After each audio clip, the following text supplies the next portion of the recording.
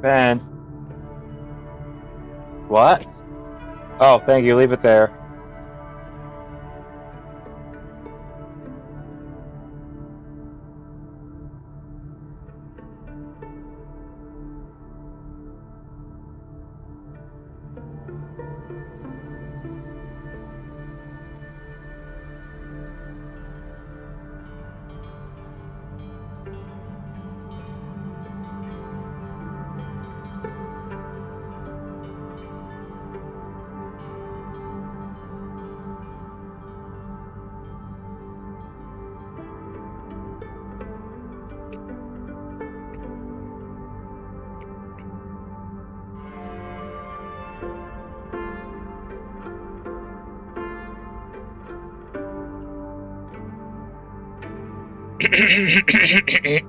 Blah.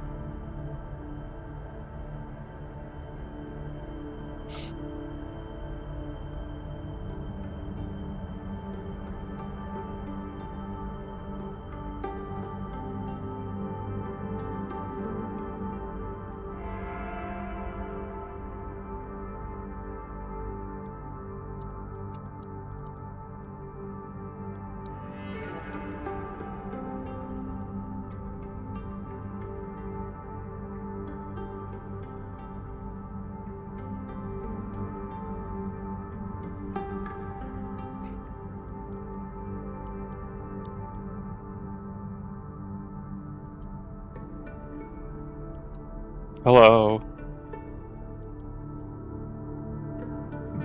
I'm yelling.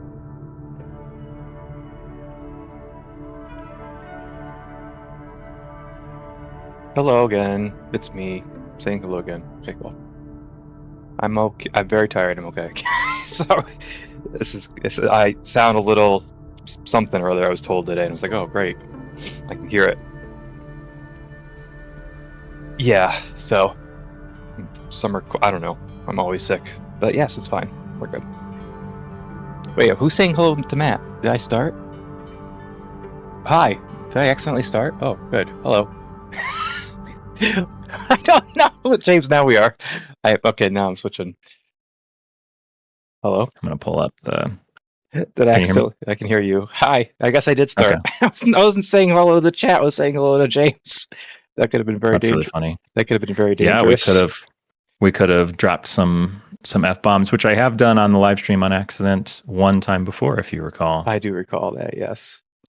That was very, very funny. That was funny. We ended a stream, and I discovered that I had made I'd forgotten some images or something, and I was really mad. And I said a bunch of swear words. But hey, hi everybody. Everybody, we're all professionals at this. So yeah.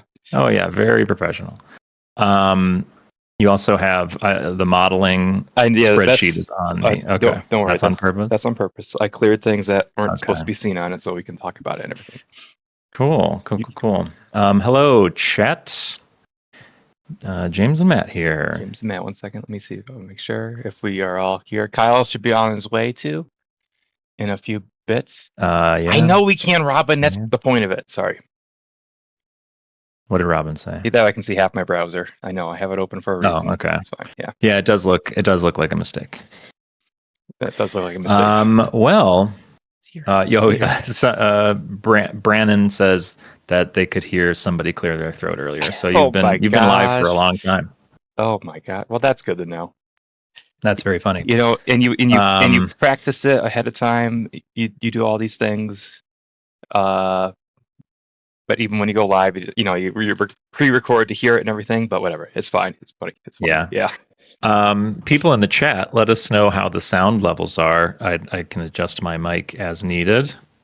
And loving some of the comments. I love someone asked, Stephen Brooks asked, is the beta out? Which is really funny because we've been like so alpha everything for the last forever.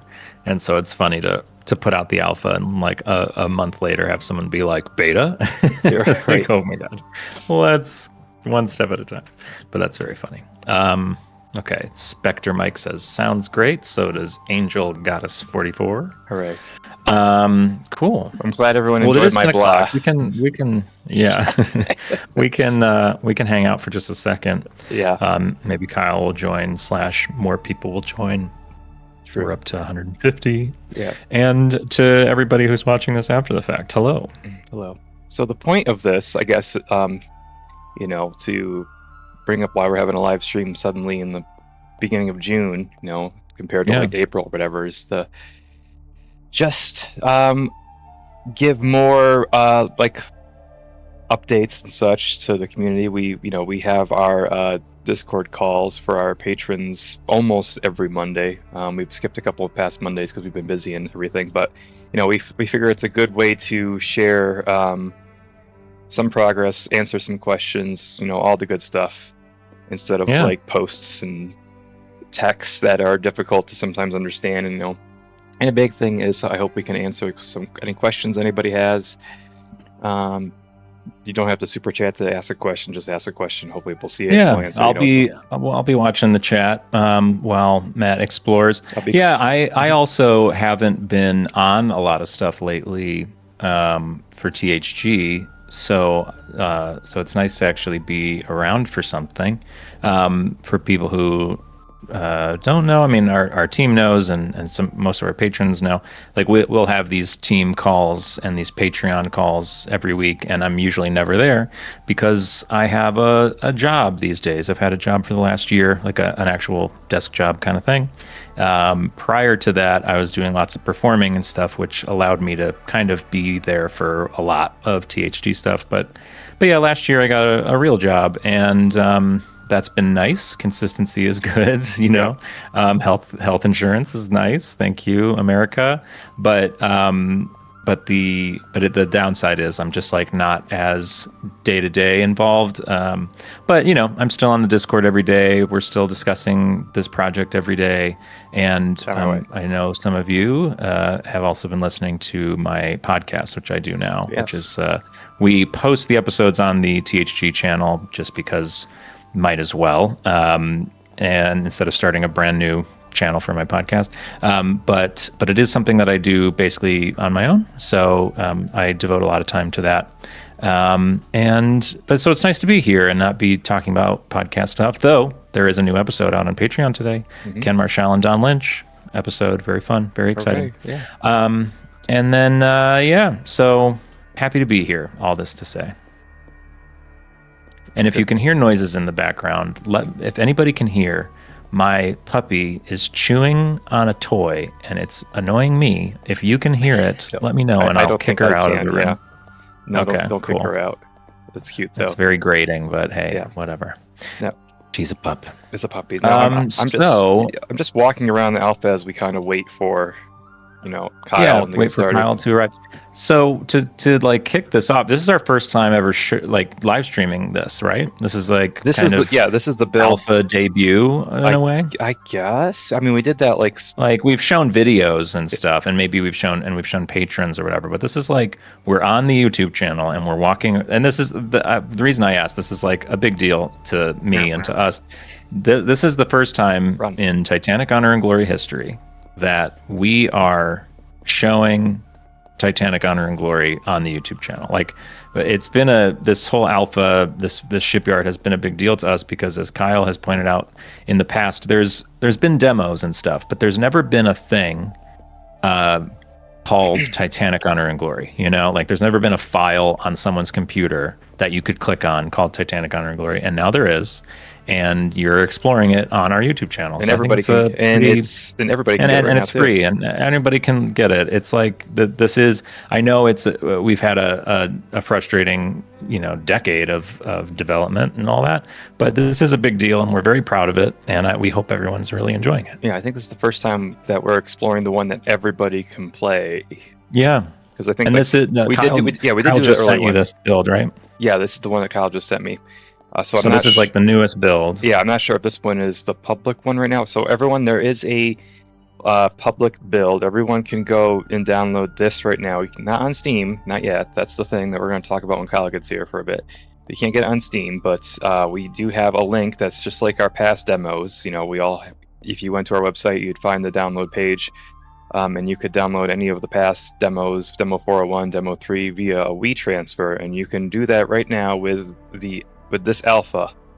So I believe that there's not any humongous updates in this one compared to the one that everyone's can get and play. But... Yeah, I'm interested what he's changed. I mean, I think this is the first time. So I have a build on my computer, but it might be like a few updates ago. This is the first time I've seen the gantry painted gray, and really like that change. There's we'll talk about the reason. Yeah, I know there's a discussion going on what color the gantry should be. In my opinion, so this is kind of the fun of what we do. I'm sure there's a lot of photos. There's a lot of arguments that it should be gray, that it should be red. I'm sure there's arguments. But at the end of the day, if we cannot say for sure and we are allowed to kind of make the best decision we can, I personally think there's we should pick the thing that looks the best, and I think gray so too, yeah. is better. It stands out. The hull, meanwhile, it has that like reddish color, and it's better to see a contrast between the two. So, if we can't make a historical decision 100%, we might as well make the artistic one. So I like that it's gray now. I like that it's gray too. I think Kyle's main reason for agreeing with the gray is because it does stand out against the Titanic's hull, not Olympic's hull. Yeah, it's nice. Oh, okay. I'm just skipping Olympic. I keep seeing a couple of questions that are being asked, and I want to. Oh, sure. What do you see in there? One question that will get me into a huge topic, so I'm going to ignore it until later. But the other question is, will this have multiplayer? Will the alpha have multiplayer? And I can let you. Probably not. Probably not. I can tell you that it will not be. Oh yeah, it didn't have a central station. Yeah, multiplayer is not really a focus for us. Our focus. Oh my gosh, this is so dangerous watching you do this. Yeah. Sorry. Be careful, me. Lambda Cherry says, "Congrats on the release of the alpha." Thank you. The focus right now, like we're trying to keep things as from snowballing as much as possible. I'm sure one day it'd be really nice to have a bunch of people running around these ships and everything. Maybe but, a while, multiplayer involves base servers. Yeah. Let's get a base game going first. Yeah. But yes, we know people like that sort of thing, and so would we. I like that sort of thing. And while you're exploring this, it's worth saying, like, so this. Where is this Olympic from? Like, because this is, people will say, like, wait a minute. You have the Olympic like this finished, why is Titanic so far behind? Why, all that. The Titanic on this level that we'll explore later is the more current model that Kyle's been working on, that we're going to grow into something really special. This is more of a relic of like the demo era kind of stuff, right? Like this is an old model that is bad, I guess. I was just going to walk up to the bow and say like, this is wrong, and then I decided against that, but maybe I should do that. So, there's not the level of detail and optimization that we'd wish in this Olympic. But she does have some, I think she does. She has some bits and pieces that are of THG. Excuse me, there's that illness that everyone knows I have coming out. There's some the point of like having this entire shipyard is not to create a new world or whatever, but to show off the THG assets in some way, because we can't, for instance, if we had the finished version of these steam winches right here, which I don't think these are, we could not put them on our Titanic, because you can see the forecastle there doesn't exist for a good while now, but the forecastle steam winches could be on Olympic. They could be somewhere in the yard as well, like in front of the Titanic or in one of the shops, like where they might be. That's the point of having all these buildings here, is they're going to be filled up with all of these. Pardon me. Switching on purpose. I don't know how else it is. They're going to be filled up with all of these models, which everybody's working on. I brought up my list again, James. The window that looks like it's wrong. Oh, gotcha. Because we have all these things. I'm behind. All these things. All these almost. We're getting close to. Oh, there's Kyle. Good, we can talk about this. Oh, hey, Kyle. Welcome, Kyle. Are we live? Yeah, we've been live. We are.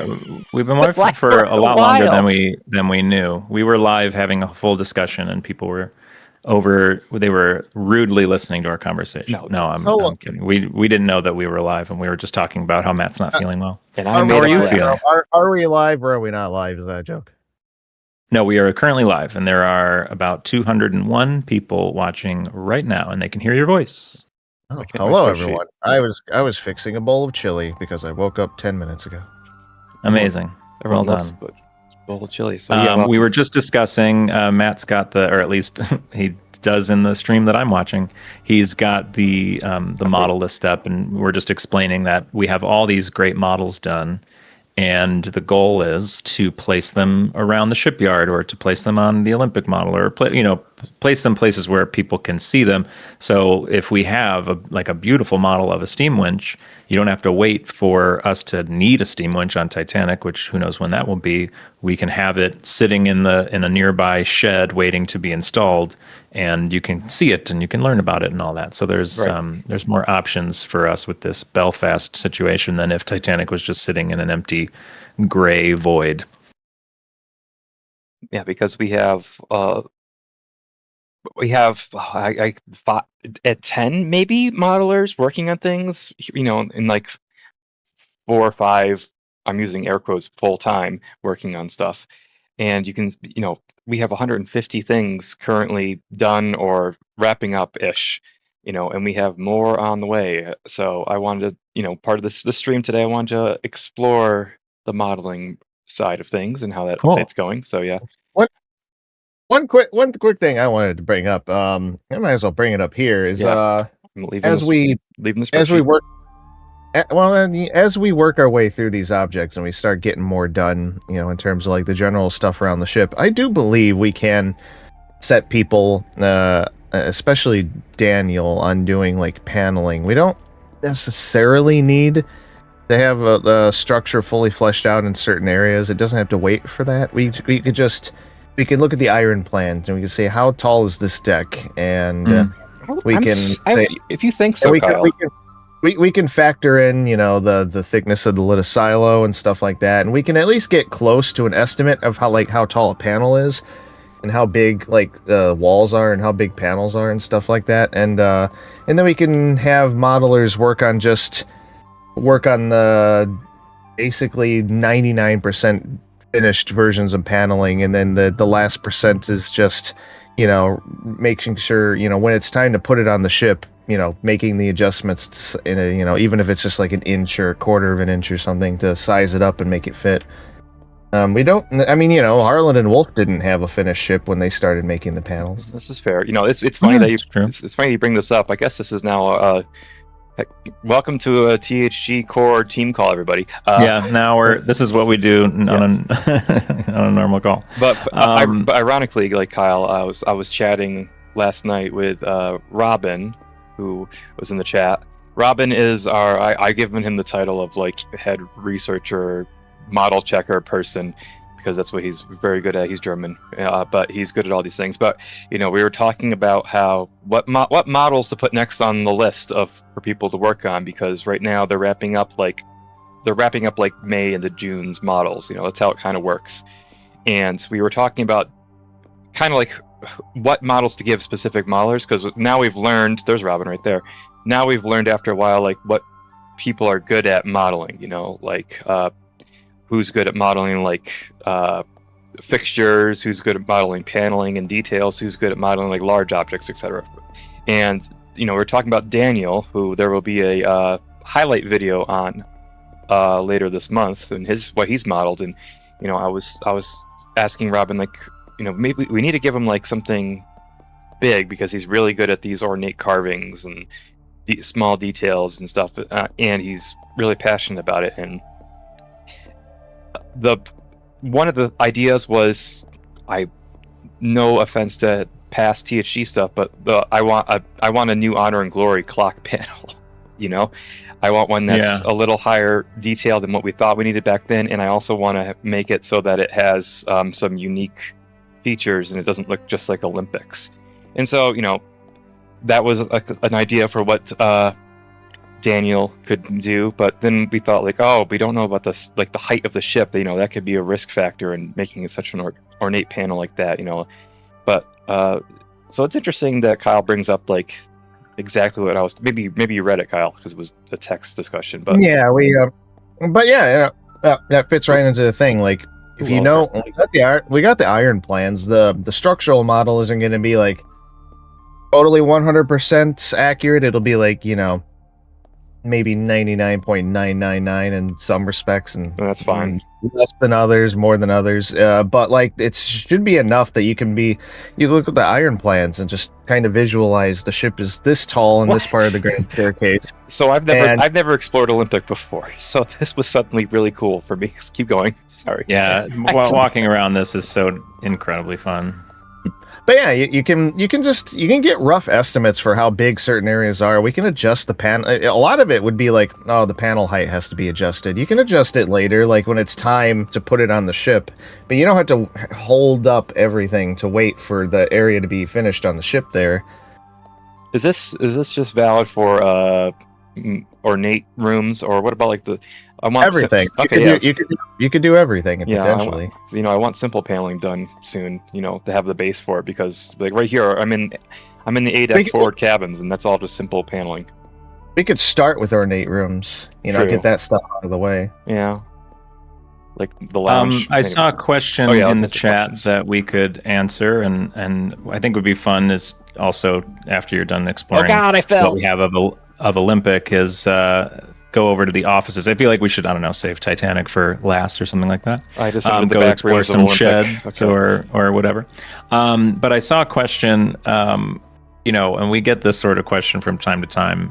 Someone asked, how come in Roblox there's already a sinking Titanic and this one doesn't sink yet, and we have so much support? This is fair. So that question is filled with quite a few thoughts to address. So comparing what we are doing to Roblox, I know some people don't necessarily know how video games work.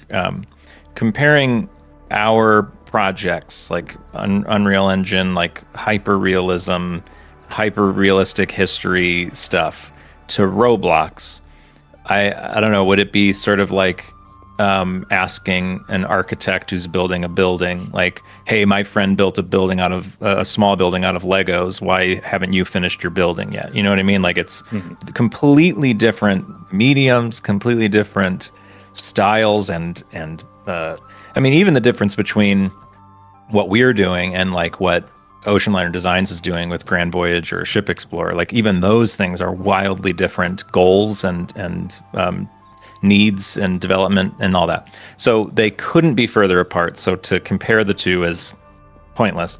But the other side, the other thing is because we have so much support, to think that we have as much support as Roblox does or something like that. Like I know we do have a lot of support, and we love everybody out there who supports us. It's incredible. This work only exists because of you. We are we've said this a million times, we are mostly a volunteer team. I'm a full-time volunteer for the project. Me too. Most of the team is, like, Matt doesn't make money. If anything, he loses money. Like, this is, we do not have the sort of support that would be required to like develop this full-time like a video game studio would. So comparing is not often a good way to go with our project. And I hate to repeat myself too, like we are paying people, or I guess, YouTube revenue, Patreon is paying like team members, like modelers and programmers and some researchers, but it's not a full-time salary for everybody. Like, it's, sometimes it's just paying them like a couple $100 a month for all their work, and it feels kind of like an insult sometimes to do, but it's all we can manage. We actually have a call afterwards this live stream to talk with somebody with marketing, and have to tell her, like, this is how much we can afford. I'm sorry. So yeah, right. It's just sorry, there's something it's a tough world out there. Yeah, but yes, but we also we have a very bad relationship with the Roblox community. I feel I feel like Roblox people are always now it's worse, but giving me headaches. Yeah. And I mean, now I don't want to air tea or anything, but it does sometimes it has seemed like every time something bad has happened, it's been connected with the Roblox community. So yeah, I know how Kyle feels about it. Yeah. Well, anyway, so we're now closer to the offices. We've been exploring jumping around on the sheets of metal. What else do where have we explored so far of the Nothing yard? We've literally just went on Olympic, and that's pretty much it. Yeah. Oh, all right. So we can head into the offices. We could before we get on the ship, we could talk about what we want to do with these areas on the yard, starting with the office. Yeah, and we also need to still talk about the progress of the alpha. I guess we'll just talk about it when it will come up naturally. It's the progress of the alpha and all that stuff. And I mean, it'll be discussed as we go through this. Yes. Yeah. Perfect. Okay. So hop made on it. it. I mean, I'm pretty far behind you. Yeah. I do want to mention the build we released on the 31st is a little rougher than we wanted. We were having issues where we were having a whole bunch of issues in the engine. I think there were things like plugins were updated and things like that. Sorry, Kyle. Yeah, but then like it broke. Every time something was fixed, something else broke, and it took weeks to eventually work everything out. And we couldn't even hook builds at one point, and I couldn't even start the project at one point. It was kind of crazy. And then the 31st came, and I was like, well, we just have this old build, but we wanted to release something today, so we had to push that out. In the next couple of days, I want to get out, and now that that's all fixed up, I want to get out a better, slightly more polished build, and that'll just go out to everyone right away. It won't be early for anyone, but any future updates will go out early for patrons. No, I'll add to that. I want to answer a question I saw on YouTube. Someone's asking, they're new to Patreon. Where do they go for these Patreon calls that we've been talking about? They're on the Discord server. You just we have them usually on Mondays. Usually. Usually. So if you're not on Patreon yet, go get on Patreon, and then there's a way to join our server because you're a patron, and then you get to have access to these sorts of things. And then we have these little calls on Mondays where we'll talk to you. Sometimes they're just legitimately our team calls where we're just like talking usually we talk about everything. So it's pretty cool. Quick note also that while currently right now this stuff is not on Steam, we're hoping as soon as possible to get it on Steam Playtest, and that we were hoping for this month. That's still possible, but we gotta work. We still have to work some things out. Typical THG. So Matt's been exploring the drawing offices, which are these big, beautiful, sunlit rooms. If you've ever been to Belfast in recent years, these are still there. This entire office is still there, though now it's the Titanic Hotel. I think this is the bar. Yeah, the room you're in now is a bar, and the other one is like an event space, so it's kind of empty, almost like this one looks right now. Yeah. But they've been beautifully, put back together, and it's worth a visit for sure if you're a big Titanic person. But this is what they looked like then. This is what they look like now.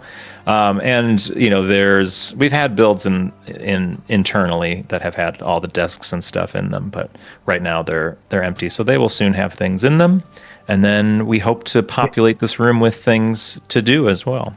Yeah, this at the very minimum, they'll be decorated the way that they were in real life. The tables have already been made; they just got to be adjusted and put in here. But these rooms specifically will have like THG drafted plans of the ship, that the ones Matt made, the iron plans were getting redrafted, potentially some other plans. Like it's if Matt wants to, he can make some.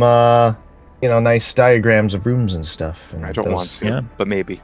But so there'll be some fun things to do. Actually, that sounds like a Geo thing, actually. Yeah, there'll be. Oh yeah, it's his time to shine. There'll be fun things in here, and then other parts of the building. There's if you want to head over to the Peary and Andrews. I'll start there right now. I'll head to Peary. I believe the Peary offices we might want to hide. Well, not hide so much, but we could have like those donor lists and stuff in there. Yeah, perks are gonna go into them. I believe they should anyway.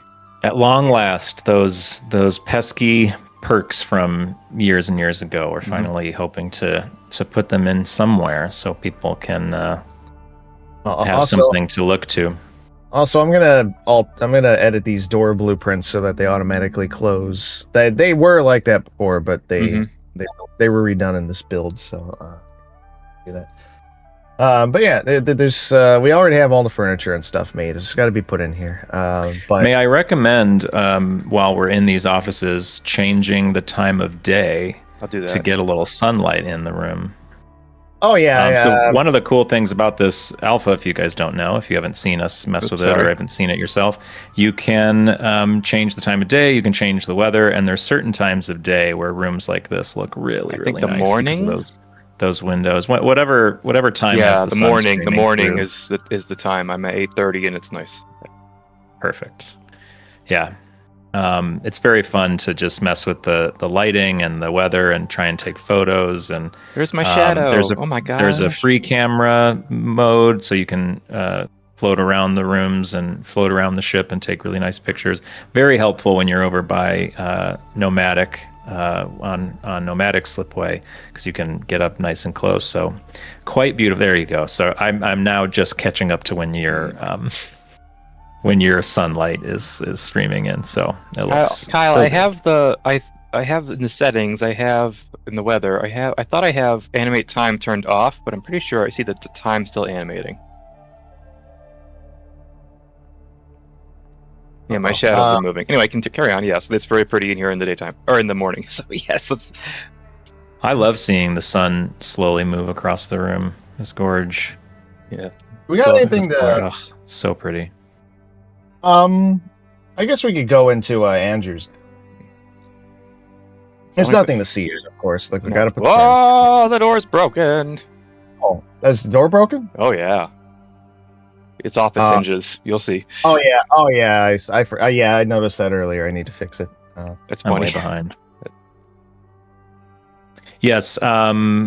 Somebody's saying that this version must not be available because their gantry is still red. So yeah, no, this isn't uploaded. Okay, yet. Kyle just sent this to us like this morning. For me to download. Yeah, with some nice updates. Oh yeah, I see. Okay, I'm just now seeing the door. It is the door wants to. It's a fun door. And if anybody's been to Belfast, this room, Thomas Andrews' office, is now like they're all made into like boardrooms now, so you can like have meetings and stuff. But this room in particular looks exactly like this still. Even those little cupboard, little closets, wardrobes, whatever they're called, in those alcoves, they're exactly like that. Are they still there? I mean, when I was there, I went up to one of them and I touched the handle of it because I was like, the guy who was giving me a tour, he was like, those were here in 1912. And so I went up and like touched the handle and opened the door, and I was like, oh my God, Thomas Andrews opened this. So those are, at least one of them is still there. Maybe they took one out, but I remember the one on the right is definitely there. There's a few questions. That was the one I touched. That I see that I want to just answer. Go for it. Yeah. Someone asked, can you update the Titanic game? And right. I mean, it's always a thought in the back of our minds, but we know that's a THG precedence. Right now with the team members that we have, I'd love to just throw someone on to that project. That sounds weird, and like take a bunch of one of our modelers, Gio Castro, who has his own Patreon, which you guys should go to. I forget the name of it. He makes like Britannic, Olympic, Titanic 3D renders and SketchUp. The way the ship really was, he's kind of like our visualization person, mock-up person of what the ship's going to look like. But he has a lot of Britannic. All the doors are messed up now here, Kyle. He has a lot of Britannic models made to look like how the ship was in 1914 through 16, when she was at war, and also how she would have been as a passenger ship, that are more accurate than what we did in 2019 for Patronus. We'd love to put things into Patronus. It's just a matter of manpower and time. The other questions that we see, that I saw rather, someone asking again. Kyle? Just a quick note. You'll never guess what Gio's Patreon is called. Olympic Class Interiors by Gio. That's it. Yes, thank you. Yeah. Olympic Class Interiors by Gio. Okay, so yes, the other question, we get this asked quite a bit. We have a real-time syncing of Titanic, which is super detailed and impressive. It was made by Jack Gibson, our animator, this past year, and a couple of key researchers helping out with that. So why can't we just release that for people to go around and experience the syncing? And the short answer is, it's not designed for you to go around and explore the syncing of Titanic. At the end of the animating of that long video, Unreal Engine was kind of like really chugging and destroying Jack's computer almost. It was getting to the point where like rendering like a 5-second clip near the end, because so much had been put into it, that it would take like a couple hours. So yeah, the big thing. And even that, he did the whole animation in chunks. It's not one long Yes. continuous thing, Yeah. so you couldn't play through it. So yeah, it'd be not too dissimilar from going to see James Cameron's 1997 film and then saying like, "Hey, why can't I play that like a video game?" It's like, Yeah. well, that's not what it was designed to do. Nope. And it's, they didn't build the entire ship because they knew you wouldn't need to see the entire ship, and there's a lot of limitations that don't let you do stuff like that. But and that's the cornerstone of what we're trying to fix with THG, is because like that syncing levels is not optimized to be a video game, and THG is, and it's held together by like duct tape and band-aids, and so was Demo 401. Honestly, like Derek took all of like there's a lot of crappy old SketchUp models in Demo 401 that make me cringe that I did back in like 2012, and Kyle insisted they be put in, and Derek somehow did it. So yeah, that's, there's a lot of, it's gonna be the thing that we say until I die is optimization, but it's true. And the other quick question I think I see right here, how much of Titanic will you be able to explore in the other modes? The goal is to explore all Titanic. In the alpha, Kyle, you can explain this best. You're going to be able to explore Titanic as she's being built. So you get to kind of experience more of Titanic in the alpha than you would with like Demo 401, because like, you see places that you're not going to go into. Yeah. Right. Yeah. You'll be able to. I mean, technically, you'll be able to. Technically, you can explore the whole ship now. It's just that it's empty. Yeah. But over time, it'll get more complete. Structure will get more complete, and then you'll start seeing it get filled up. But as we go through these offices, we should head over to the joinery shop. Okay. Next door. Yeah, I think we've seen a good amount of our offices. I want to highlight one thing somebody said. RMS Olympic Z5F says, "I just want to say that I hate AI. So do we. AI is awful. We hate it so much. Any artist on the planet hates AI." And we've already seen our work stolen by AI. We've seen things online that are Titanic things, and it's very obvious that whoever made it asked an AI model, whatever they're called, to create a Titanic video for them. And they didn't necessarily say use Titanic Honor and Glory's work, but the AI model just goes on the internet and quickly grabs popular things. And in terms of Titanic visuals, obviously we have sort of set the standard for them.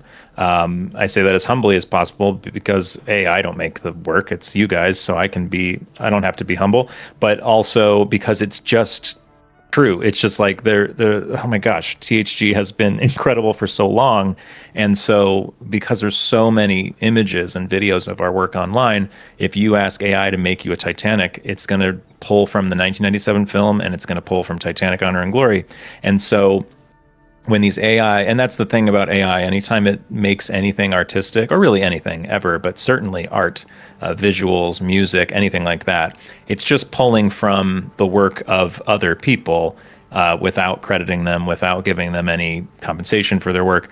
And in some instances, and one of them we actually had to reach out and figure this out, in some instances, the AI takes so much of our work that it actually is a almost one-for-one rip from our work. It's not even like inspired by anymore because there's not very much Titanic visuals of this caliber out there. So it's essentially just taking our work and maybe adding 10% of the 1997 film, and then, but when we look at it, you can tell it's obviously THG's work. And then the people who make it have no idea.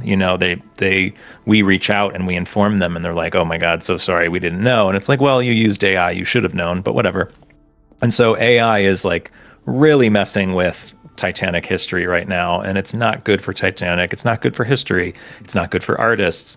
AI, I mean, I can go on a tangent about it forever, but I won't. But I wanted to highlight that someone else in the chat also said that. But AI is bad. Try not to use it. Thank you. Yeah, I mean, ironically, again, I posted something. I shared one of Jack's animations, just a short of it on Facebook, of the ship being launched, but James with your narration, and we keep getting comments saying that it's fake and it's AI, and I'm like, Oh my God. Do you know the? No, Do you guys know the it's difference? just a decade of work and dedicated work from artists who work essentially for free. I did the voiceover for it for free because I love this project and I love Titanic. So whatever, I spent an entire evening of my life recording that audio and editing it and making it sound nice. And Jack spent, a couple weeks putting it together. Just like hard, dedicated work that we put on the internet, and then tomorrow somebody can go on AI and say, make me a video of Titanic being launched, and all of it's just taken. Yep. And all it took them was 5 seconds to write out a prompt and click enter. I should say all it costs is them to do that, and then also all the damage that AI does to the environment. Yeah. Okay, off my soapbox. We don't need to get into all that. Yeah, so THG doesn't use generative AI. I want to say that, Yeah. but like this NPC walking right here. Guess what? He's got his own AI. But there was a time when AI in video games. Yeah, since I missed video games those days existed. when AI was just like, oh, a guy. I mean, we've people who've played video games have lived with with AI for decades. Like even back in in the 90s, if you played a sports video game, you would set the AI difficulty to easy. There's not even really much of an AI. These guys just walk around. Yeah, that's true. It's pretty random. So there's that. And look, if AI helps solve some cures for diseases, fantastic. We love that. But just keep AI out of art, please. The whole point of art is that it's human beings make it, and any art made by AI is just stealing. So do not let it happen. Yay, thank you. Okay, that's the end of the AI for now. We'll clip this off later out of context. Speaking of humans making things, this is the shop where Harlan Wolf, like barbers and joinery shop workers, they made much of the paneling for the ship in here, especially like basically any of the joinery in ship terms is like basically all the wood stuff that goes on the ship, like your paneling, your framing, your staircases, skylights, anything basically made of wood. And I think most of it, if not all of it, would have been made in here. Mm-hmm. And in an adjacent room. And in the alpha, you're going to see that in here. There'll be a couple pieces of equipment, that kind of flesh out the idea of this is like a working shop, and there'll be a bunch of like carpentry tables. But the room is going to be, as we work on the ship, the room is going to get more full of like, because the structure is going to be there, but it still for a while won't be ready to have stuff put on it yet. So we can have paneling put in here as we make it, as we talked about earlier. We can have paneling made, and we can have mock-ups. Yeah, we can have mock-up rooms. I'm opening my photos to show some Harlan Wolf mock-up Olympic rooms right now for this example. So you'll see the space will offer a unique opportunity to kind of see this stuff in a context that you wouldn't really get seeing it on the ship, and let people explore it long before it necessarily would be ready. So it'll be an interesting space for like exploring these elements of the ship and getting a close look at them, and it'll be fun. Yeah, so it will take a second for it to load for you, Kyle, and it James. just popped up for me. Yeah, but I'm now going to sit on one of the cabin photos, not that dining room photo, one of the cabin photos, and not the Sheraton photo you're probably seeing now, but the cabin photos. And this is it's intended to be like one of the C deck or B deck interior cabins on Olympic with 2 beds and a bunch of furniture and stuff, but it's not actually on Olympic. This is still photographed in the Harlan and Wolf shop. Like they made mock-ups of what these cabins were going to look like, all the way down to fake beams and fake structural elements on the ceiling. That's so cool. Yeah, so but like right here, we have, I think every object you see here, we have a 3D model for already made. I'm 99% sure. Maybe not the corner of that chair that is like hiding right here by the door that they even have a mock-up for. So, and we have doors, as well too, that can fit in our door frames as soon as we have like the paneling for it. So, as Kyle's saying, this is where would mock-ups be? I don't even know where the mock-ups themselves would actually have been in Harlan and Wolf. I am not sure. In real life, it probably wouldn't be in any of the buildings that are in the shipyard here, but Yeah. that's what we got, so we're gonna put them in there. Yeah. So yeah, that's where we're going to be able to display our models that are being made for THG somewhere, in all these shops before they end up in this big old ship back there behind that Olympic one. And I'll point out, somebody in the chat said that no one's interested in this. Our many patrons, our many lifelong fans and supporters would beg to differ, and we would beg to differ. There's a niche group, we'll admit, it's a niche group that finds this sort of thing cool.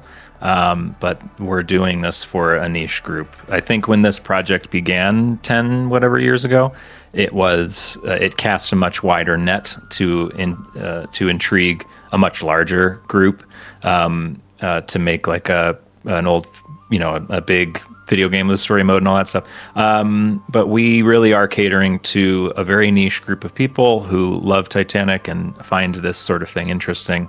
And we are very happy about that. Quick note, people ask when the alpha is coming out. We the exact date of like the Steam release is to be determined, but like it's out now. Like you can do we have the link handy? You can I'll find it and put it in the chat. Okay. But you can download it like now. And yeah, the alpha is technically out. It's not this exact build, but it's almost the same. It's just like, what is different about this build, Kyle? I wanted to ask you that. Aside from, I think the gantry's a different color. I honestly forgot. Gantry's a different color. That's there's fewer NPCs for the moment to try to fix up performance a bit. In the meantime, my performance is doing well, and I have OBS and Discord and everything going nuts.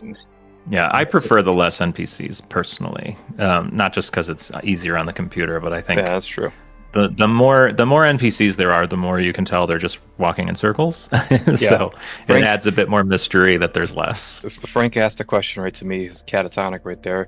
That used to vary the width of the rail and style panels. That's not the case now, right? I don't know, actually. That's going to be determined. So like people like Kyle and Geo, where I think they're probably like certain cases, the rail and style panels, this is the panels that you see in like basic cabins. Like I think the widths really vary when you're near the side of the hull. So I just wanted to call that, answer that question because he asked me specifically, and I know that we've talked about it in person, him and I. And then someone asked, do you need Patreon for this game? Until very recently you did. We had early access for our patrons. But as of this moment, anyone can now see this, and soon we'll have more early updates for Patreon again. So patrons will always have earlier access to like the new things.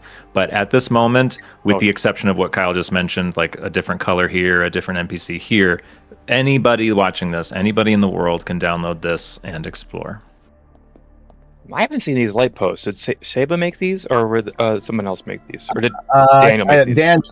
Daniel made the light post. Daniel made the light post too? Oh my god. Okay. All right. Cool. Daniel's been a dynamo. Daniel takes a model. He gets assigned a model and he does it in like a day. Like so, I have no. We love it. It's costing me a lot of money, but it's still really good. So yeah.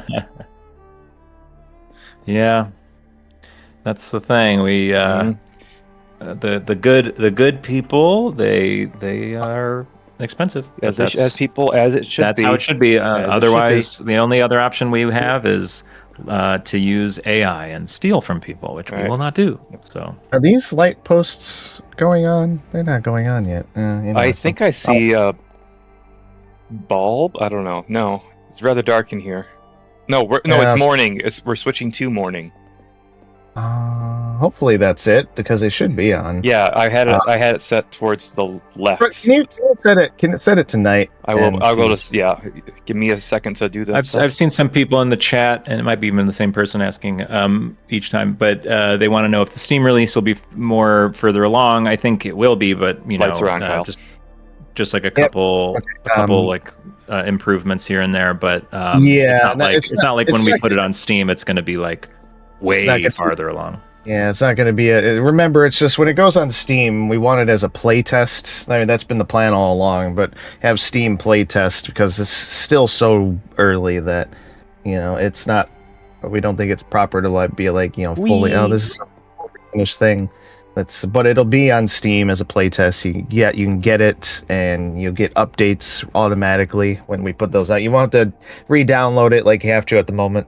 That's true. Yeah, that's the biggest difference, I think, is that'll be nice. Most people here know how Steam works because it's now an integral part of our gamer society. So you just have to get a patch, basically. I believe this is how it works. Don't quote me. And then instead of like having to re-download a however gigabytes zip file that gets uploaded, but the flags on the gantry disappear by night. I mean, I think general practice is that flags are taken down at night unless you got a light on them. Yeah, and ours go down and up, which is kind of fun to see.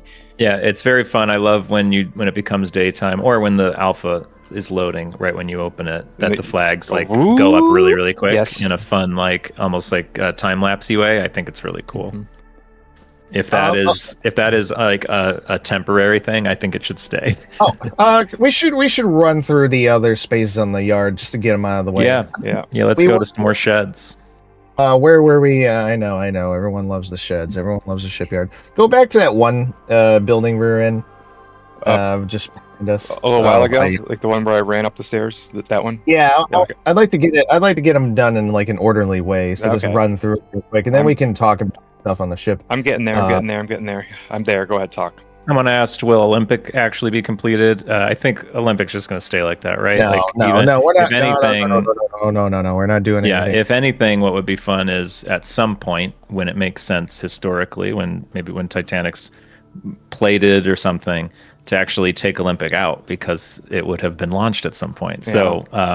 Olympic is just there for fun, and you can explore it if you can find your way on board. We were exploring it earlier, so it's fun to look around, but it's truly a relic from THG past, and it's just fun to see the comparison of the two ships side by side, take nice photos, but no, the focus is not Olympic for this. Yeah, this isn't historically accurate to what the yard would be like at a certain time. I know that people on Facebook have questioned, like, why is Olympic still there? Well, Titanic's like this or something, and it's just basically we're showing off everything for the sake of people enjoying stuff. Yeah, we're not going so insane on history that we're gonna refuse to do certain things because there's no photos of that. We're gonna have a little bit of fun along the way, which is nice because it's balanced by the fact that we're taking building Titanic so seriously and trying to make it as historically accurate as possible, that it's fun that on the shipyard we get to have a little fun and do some dumb stuff. Mm-hmm. So a couple things. So first of all, somebody asked, so you need Patreon for the game? No, you technically don't. You can, again, I'll put this link in here. You can go download that now and you'll be able to play it. You will need Patreon for early access to updates, but not to just generally access what's and here. You'll also need a proper computer. I'm seeing a lot of people ask, well, does this work on Mac or OS and stuff? So you don't need Patreon to play. Like, anyone can download it, and the link is in the chat. But please keep in mind that this is a full virtual experience, and the way computers work is you need proper equipment to actually make it work. You don't need a full data center, but it's nice to have. You don't need it's not insane to run, but it's definitely not going to work on a Mac computer, and we do not currently have plans to make it work on a Mac computer, because that would be very difficult for our little group to manage. But you never know. Someone asked, will the updates get more frequent after the alpha release? Hopefully. It's gonna ebb and flow. Sometimes there might be a lot of updates at a time. Sometimes the updates might slow down. It's really gonna depend on just what's getting done, how fast, how big of a change, and that kind of stuff. But the updates will continue on afterwards. Yeah. And while we're go ahead, Kyle. Now, while we're here, because we wanted to get this building out of the way, what's behind you, Matt? I've turned around. There I'm inside. is the this is the what is this? This is the general store. This building was used. It's like I don't know what it sounds like. It's basically a supply house for the yard in this area. The upper level had like this kind of place. It looked like a store, like a general store. Looks with a like big an ice counter. rink. Yeah, like this side of the building had like a counter with a bunch of shelves, and they were full of like fasteners and screws and stuff. The people working in the next door cabinet shop could come here, or anywhere else. They could come here and get the materials they needed to work on the furniture and put things together. And the other side of this floor seemed to be a storage space for furniture, or at least whip furniture. And so that we'll use this space as like display of like and others as like a display area for a lot of the furnishings and stuff as they're made before they go onto the ship. And there's a lower level to this building that was like a rivet storage area where they, all the rivets, the millions of rivets they put on the ship, they were stored in just piles and piles of bags in this room that was on the first floor. And in the area we're in now, if you're still in there, is the cabinet shop where they made cabinets and other furnishings, I believe, like wash basins and stuff. And so that area is also going to be used as like, okay, here's more furniture and furniture display space and things like that. It would be so fun in one day when the ship is much further along, even when all the models are on the ship. Let's say the day comes and all our dreams come true and the ship is 100% completed. It's been launched from the slipway and it's actually out in the water, and very cool. It would still be so fun to walk around these sheds and essentially have a catalog of each model that's on the ship, but like laid out in, like all the cabinets are in here. These are from first class rooms. These are from second class rooms. It's just such a unique opportunity. It's almost like a virtual explorable, encyclopedia of like a book you might buy, like, Titanic, the Ship Magnificent or whatever, like those big books that are just crazy detailed catalogs of every object on the ship, but you get to explore it. So these are going to be very cool when they're filled with models. A couple things. One, somebody asked, early donators were promised their name to be placed on a cabin on the return voyage from New York. Is that still happening? Yeah, that's still happening. It'll be a little weird in the context of which it'll be happening, because it'll be like here on the shipyard, but yeah. And then it'll go on the ship eventually, but yeah, of course. So, yeah, we want to... Look, we're going to be doing the best we can to fulfill all of the perks of the early donor era, but it's going to take a while. Some stuff longer than others. But those things will happen. Those are the things that we get asked about the most are the donor list, the cabin thing, and the return to cabin thing, and the letters thing. So we're gonna do our best to get all that in. Yeah, the list. Alpha.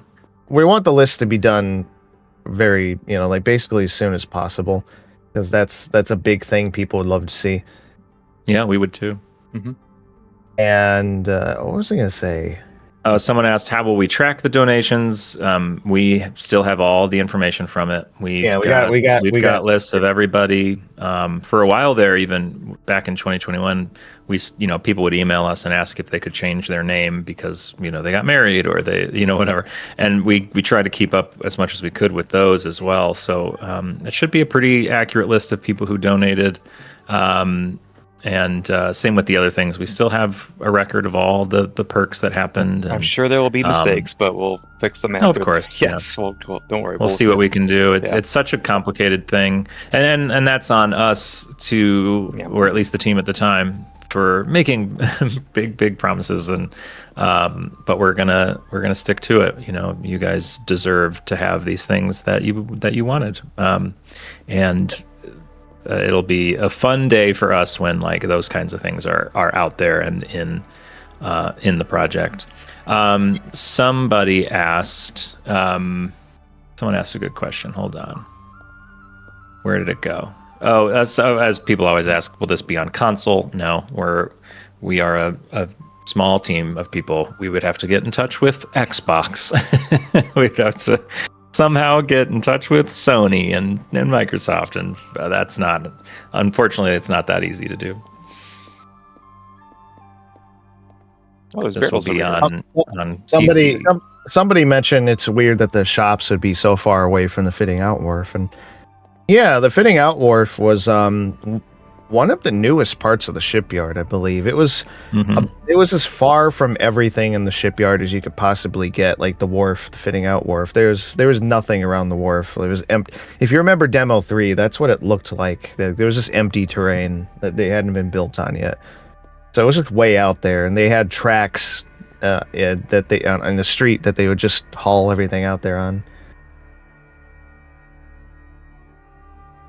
Someone asked, why did you not include the Collateral A drama during the 2026 syncing animation? Because there's only so much time. That's true. It's live. Well, it's in real time. Yeah, we can't include everything. Now, sometimes we leave things out, and sometimes, but that's what's nice is now next year or the year after, whenever there's another animation, there's always more to draw on and more to show. Somebody a spicy question, I suppose, but when is it predicted the full game be released? Panic attack. I don't know. What do you mean by a full game? Like a finished ship? Syncing, real-time syncing, full story. The cat. This project is going to be something that is worked on for ever. I mean that in a good way. Say that. I mean that in a good way. I don't think I don't mean like 40 years from now we still won't have a finished ship, but I mean one day the ship will be finished and then we'll work on something else related to it. We'll just I just think this is a lifelong thing that we're all going to be honored to be a part of. The point, regardless of when the ship is finished or when the real-time syncing is getting, or when anything is getting in here, there isn't going to be a moment where it's like, right, all right, guys, we finished the game. It's released right now. We're gonna be building the ship. We gotta finish the ship, and that's gonna take a while on its own. And there isn't gonna be a moment where it's like, we worked on the ship and nobody's heard about it or whatever, and then suddenly one day we pop up, okay, here's the finished ship. I mean, there will be that moment where the ship is finished, and I think we're all gonna friggin' celebrate that, but with wine or something. But yeah. But then after that, it's like, okay, what else can we do with this? What did we promise people? And it's like, okay, well, a big thing would be syncing, so let's start working on that and get that done. And but unfortunately the days passed of like you are going to be here watching all of this like progress, and that's what the alpha is. Like, you're watching things get added, you're watching more and more get finished. Like it's like the game is already going to be released, it's just getting worked on. It's it's hard. I don't know how to put it exactly. I think you put it well. This could open the topic of like, James said we'll be working on this forever, but does that mean we'll be having a Patreon forever? I certainly hope not. That's another thing. Like we're working on ways to pay everybody working on this project without Patreon. Maybe one day, if that's feasible. There's things in the mix which people might be afraid it might easily call like THG snowballing, but it's for the sake of THG in a way, and it's not and while we plan these things, like updating all of our YouTube content to be like every day or something, it's not taking away from all those modelers working on the ship assets and programmers and stuff. So as in years from now, when the haul is finished and we suddenly decide like, okay, now the Titanic exploring game of THG is on Steam, and it's something you have to pay for, and people who already donated don't have to pay anything for it. We'll use those funds to make the syncing level to change something. I don't know, it evolves in a way, but it's not like we're just. I guess we have to admit that the certain comments get to us after a while, and it's probably our fault for not addressing the situation correctly. So that's why I bring up that aspect of working on it forever for the sake of me, like living in the lap of luxury, which I also find just amusing to believe. Yeah, that we somehow That being said, the obligatory plug is that at the end of the day, while it's not big pay, it's still pay, and we have people who are working like a lot of a lot of the model progress, and I get a certain amount of pay too, and a bunch of the modelers get pay, and everyone gets. Like a lot of people, not necessarily everyone, but a lot. Let me quickly, Kyle. Let me explain. Oh, I won't go on Titanic yet. I'll explain. Go ahead. I wanted to mention real quick that it's just a lot of that model progress you're seeing lately is like it's made possible by the fact that people are able to eat by doing it. So at the moment it is still important. Oh yeah, it's not going to stop anytime soon. Let me tell you. It's so things like Patreon and any other sources we bring in are still important. At the end of this month I have to do one of my month. They're now yearly because they're too intimidating for me. Bi-yearly. What? Half a year? I don't know. Every 6 months I'm going to do a like update of the finances and stuff. So June and December, basically June or July and January. After the 6 month point. So you'll be able to see on Patreon. It's not going to be hidden, like how much money we got from Patreon, how much money we got from licensing, which is a big thing that we are able YouTube, which is more later. That's a big thing we've been. I don't know if we mentioned it, but we've been trying to up our video production for YouTube because we realized we had like a 400,000 subscriber channel and we weren't using it really. Yeah, and so shout out to Matt for really spearheading, like making the YouTube channel have more content on it the last 2 months or 3 months or however long it's been. It's a lot of work, as anybody who has a YouTube channel knows. Like Jesus, it's so much work to keep up. Because sorry if you can hear this dog toy. I'm going to take it away from her in a second. My puppy is here. But yeah, if anybody's had a YouTube channel, to keep up the pace of videos, to keep in YouTube algorithms good graces so people actually see your videos, you have to release something like once a day. It's super hard to keep that up, especially you're trying to make this other project, and so it's not easy. So kudos to all the YouTube channels out there that turn stuff out. Do it. Good stuff, yeah. But and keep it good, because it's easier for it to become slop, and just like and that's why AI is going to get way worse, because by using AI you can keep up to the algorithm's needs much more easily, and so that's how slowly the entertainment is going to get worse.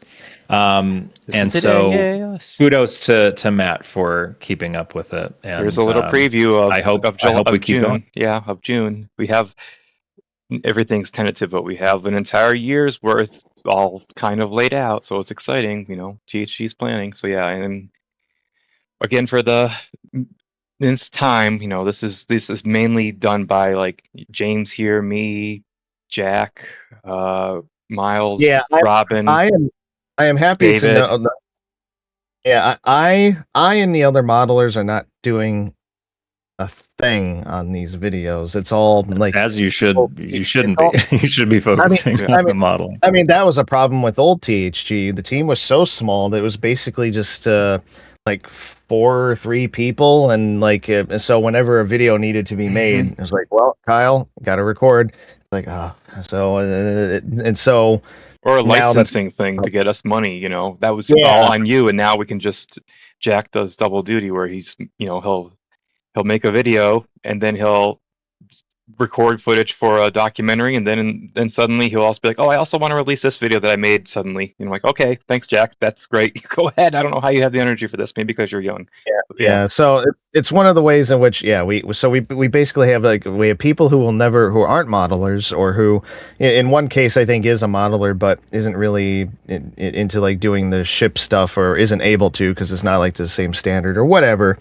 We have a whole team of people who can just focus on this, and that's great to have, because I don't want to touch any of it. And simultaneously, though, gonna have like a video right here. We're gonna highlight what people are working on THG. So it's not just gonna be like the YouTube channel is gonna be all like Titanic history and stuff. It's going to be focusing on the update. It's going to be showing what's happening on the production side. So it's not like it's still THG. You know what I mean? It's going to show like this stream right here. Having this stream is so that we highlight the THG process, and right now it's actually kind of just explaining what's the entire future, I guess, of this year. But I have other plans to show other modeling highlights of everybody on the team who's modeling. Okay. And oh my gosh, are those Witness Titanic episodes on that calendar with Don Lynch and Ken Marshall next week on Friday? Wow, that's an exciting video. I'll definitely have to check that out. And, real quick, right after that one is a redesigning Titanic video taken from the Queen Mary of Matt Dwinkler talking about his deck plans. You should definitely watch that and then buy Titanic deck plans at titanicdeckplan.com, or I think I actually have plug. I think I actually have the URL titanicplans.com now. Anyway, yeah. Really quick before things get off the rails, it is 11. Oh, sorry, it's 11 in my time. We're an hour into this stream, and we can only stream for 2 hours because we have a call. So my recommendation, I just have 2 things, and then you guys can get back to talking about all the different topics that you're talking about. One is I'd love for Matt to just jump into the little character creator and make some kind of character, and then we should probably start wandering the ship, the actual Titanic, and then you guys keep talking about whatever you want. I wanted to have a couple of things. First of all, we were just in the shed, so I want to finish getting through the rest of that. Then we can get on the ship. Too late. We've been getting very sidetracked, so I want to. Yeah, let's finish the sheds because I'd love for people to see the actual. I'll get back to you. Talk about it, and I'll get to the shed. Don't worry. You know what? We don't really need to go to the shed. Okay, I'm standing in the ship. Okay, I'm gonna go back to that shed that's next to the ship. Is the plater's shed. That's where we're gonna have like a bunch of structural stuff going on in there. We can put things on display and bits of the ship and anything that's not done yet. We could probably put the engines in there too, and big boilers and big things that aren't ready to go on the ship yet. And there's another shed, the mold loft. I don't know if we've seen that. We might not on this, but it's if you don't need to run all the way over there. But there's going to be like, it's just a recreation of the room where they drew like chalked lines on the floor for like designing the ship and doing things. And eventually you'll be able to see like, just a few things like that in there. Probably like a midship section just to kind of see like, oh yeah, this is interesting way to like visualize the size of the ship and stuff like that. Otherwise that's it for the yard. It's just the yard is that all of this is a context in which to explore the ship as it's being made and to explore the things for the ship as it's being made, because it's not all going to be ready at once. There isn't going to be a day where like we're not going to be sat here working on all this and putting it all together and then one day pop up, hey guys, here's the finished ship, it's all done. This is going to be a bit of a journey where we're working on this. It gets added to, it gets more and more complete, and you will be able to get the updates and forever explore explore the ship and see stuff that's going to be going on the ship and all these different buildings and things like that before it's ready to go onto the ship. Otherwise, the alternative is just a big gray void of a plane where it's just like a bunch of stuff sitting around. And I'm sure some people would prefer that, ship only and stuff. But, it is what it is, and the shipyard's already done, so we have that. That's a thing we have. So... yeah, it's pretty cool, and a big part of the shipyard that that you kind of have to accept as well. If you are somebody who's like, this is a waste of time, this shipyard, why did you do this? I guarantee you, if the shipyard didn't exist, none of this would exist. Like a big reason that our team found because when you're working essentially for free, most of us working for free, or the people who are getting paid, they get paid, I don't know, a couple $100 every now and then. When you're working for free, essentially, you really have to follow the things that excite you and light you up and make you feel good. And for us, it was to like have a really great setting for the ship and to have all these great options to put things in the sheds and to tell Titanic's story in the way that we want to tell the story. So at the end of the day, we've got to follow our inspiration. And that's what we did. Last thing on the sheds, and then let's talk about this this big, beautiful Titanic. We could even go like compartment by compartment and talk about what would have been in them. That's at least what I would want to do. But last thing on the sheds is, Kyle, if you can count them, how many different sheds did we include in this that people can explore? Roughly. There's the big plater shed next to the gantry. There's the general store. There's the cabinet shop with like a plater's area underneath. And there's the main offices, which is not a shed, but offices. There's the joinery shop. There's a second small joinery shop in the adjacent shed. You won't be able to go into like the mast shed. That's just kind of there. And then there's the mold loft. So that's 7 sheds or buildings. That is pretty cool. And then there's also Nomadic and Traffic over on the other slipway to go look at. Yeah, there's the other. So, by the way, that ship, that aside from Nomadic and Traffic, that other big ship that's on the adjacent slipway is supposed to be the SS Patriotic, but it's not an exact model. It's just a generic model. I was actually going to ask that because I didn't know. All right, so where I'm seeing, I think Matt is in the forwardmost compartment that we can get to here. What can we talk about in this the very, very front compartment here? What is this? Oh, well, before while we're looking at structure, somebody asked, I just want someone to help Kyle with the structure, that kind of stuff. I do want to know, one of the reasons it's been why it's been me so far is because there's no easy way to coordinate the work, multiple people working on all of this, because it's so complicated and because there's so few people who know how to read the iron plans, and more importantly to interpret the iron plans, because if you have 2 different people working on this, they might come up with very different ideas about what the iron plans show or how to interpret it, and that's a big problem. How do you even deal with that? There is one other person on the team, probably the only person right now that I would trust to do substantial work, and I want to talk to him soon-ish about joining me on making substantial elements of the structure, because he also seems to understand how the iron plans work and probably will interpret them in ways that aren't too different from me. And so then in the nearish future, there might actually be another person joining on that effort. And then further along, there will be others who can help, maybe polishing up some of the models and texturing them, or doing proper UV maps and stuff that won't require them to know the iron plans. And there might be some other tasks like placing angle bars along all these areas and stuff like that, or even adding rivets, where you won't need people who are I know how to read an iron plan. There'll be easier tasks in the future for people. So it's not always going to be just me, but it's right now it is, but that's not always going to be the case, but it is extremely difficult to find people. I have some of the latest work from that person ready to show. That's what I was going to show today at some point. Yeah, go ahead, and while we're here on the ship, go ahead and show people the latest. I think you were talking about Mateo, right? Yeah, I'm talking about Mateo. Okay, so time to show off some of Mateo's work. So, well, nope. I didn't want to mess with OBS and add a photo thing, so I'm just opening my browser here. One other thing I wanted to mention. What's next for the hall? I actually have already been working on it. Is more beams for one.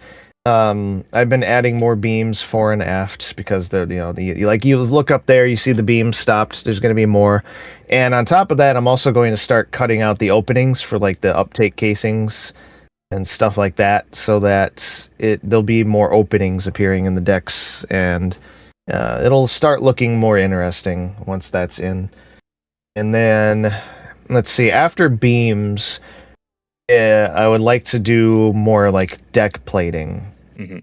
And then from there we can go back and forth and do these like do different things to like add to the ship. And at some point around there, I'd like to get Mateo in and oriented, and hopefully he can start like doing various things. He could start probably working on some bulkhead stuff. Yeah. In theory, Mateo is working on the hull because for the past couple of like weeks now, he's been focusing on portholes and windows, structural things in a way, like this one right here.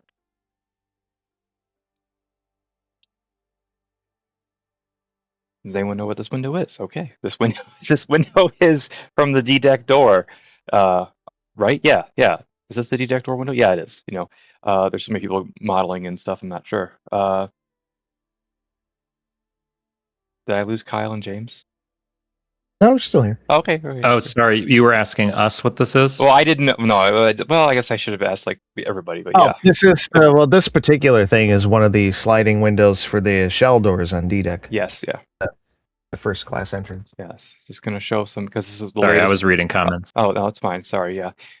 This is the latest work from Mateo. I just went into our Discord and just opened a bunch of different pictures that they're working. So there might be a mix of Mateo, Daniel, and Vicente in here. I don't know. We'll see. But yeah, D-deck door is very. It's an important piece mainly because it's also an artifact. So certain elements. Sorry, but we super detail because there's a chance that they might go alongside artifacts in the future. There is THG material alongside artifacts right now with the artifacts exhibit. You can see THG comparisons in Cleveland where I just was. There's some tile, and then you have the THG tile. You have I forget what else is there, a porthole, and you have a THG porthole render right next to it. There is one thing I wanted to mention at the risk of bringing up a spicy subject, which is that this,